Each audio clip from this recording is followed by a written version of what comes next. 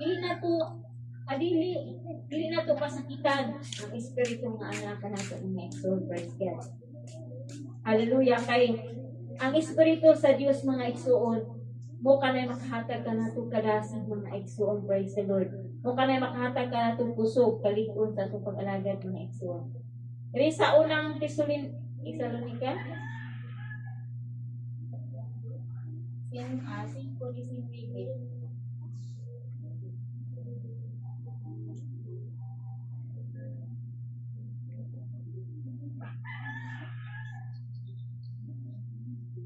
Praise the Lord. Ayaw ninyo pagpalunga ang espiritu. Praise the Lord. Salamat sa pagbasa. Ako malikon sa pagbasa ng Igsoon. Ayaw ninyo pagpalunga ang espiritu. Praise God. Hallelujah. Matod pa ni Apostol Pablo mga igsoon, iyang ginahangyo mga igsoon nga dili daw nato wadon. Dili nato pagpalungon ang espiritu nga ana kanato mga igsoon. Praise God. Kay kana espiritu sa Dios mga igsoon nga nagalihok sulod sa ato ang kasing-kasing mga igsoon. Praise God. Hallelujah. Una mga igsoon, ngano nga mo distansya ang gahom sa Dios kanato mga igsoon. Hallelujah. Una, ang dili pagsunod sa pulong sa atong Dios. Praise God.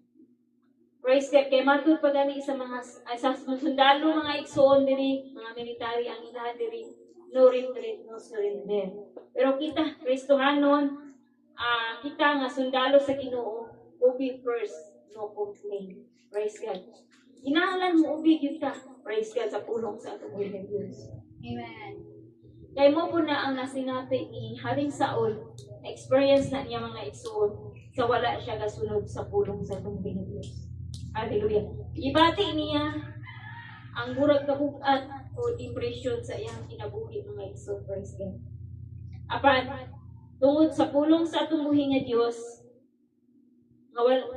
nga iyang gireklamo mga igsoon. Praise God. Apan ning ubi siya balik sa atong buhay nga Diyos mga igsoon. Praise God. Ubi the word of God without complaining. Praise God. Kinahanglan ubi ta sa pulong sa atong buhay nga Diyos sa walay pagreklamo mga igsoon. Amen. Praise God. Diri sa ikaduha, pride or garupo. Praise God. Santiago 4:10.